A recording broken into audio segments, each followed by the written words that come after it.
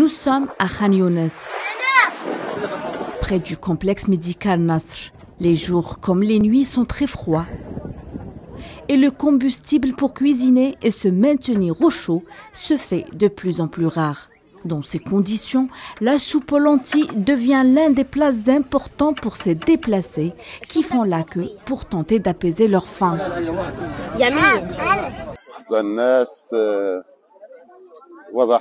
Les gens sont tristes, personne n'est à l'abri des pluies, personne n'est en sécurité dans sa tente. La pluie et le froid ont atteint tout le monde, surtout les enfants. C'est pour cette raison que les bénévoles ont commencé à penser à servir de la soupe aux lentilles. Un plat chaud, ça réchauffe les gens. Nous n'avons pas de nourriture. Le peu que nous avons obtenu, nous ne l'avons pas eu facilement. Même le sel est difficile à le trouver.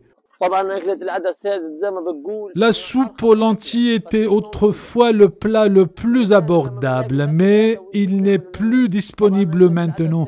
Il est rare de trouver les lentilles et de le cuisiner pour les gens. Elle a cru que la guerre se finirait vite. Cette petite et sa famille ont fui leur maison sous les bombes, comme des milliers d'autres, vers le sud de la bande de Gaza, laissant tout derrière eux. Aujourd'hui, ils tentent de survivre sous la pluie et dans un froid mordant.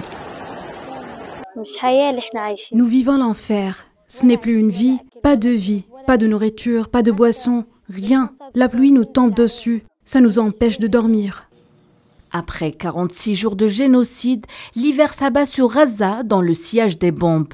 Le froid et la famine vient rajouter une contrainte aux centaines de milliers de déplacés qui ont dû fuir à la hâte, souvent sans vêtements chauds. Près de 22 000 déplacés s'étaient réfugiés dans le camp de Khan Younes pour fuir les bombardements sionistes depuis le 7 octobre dernier. Bien qu'il y ait une augmentation au compte-gouttes de l'aide entrant à Gaza par Rafah, elle est loin d'être suffisante pour répondre aux besoins urgents qui connaissent une croissance exponentielle.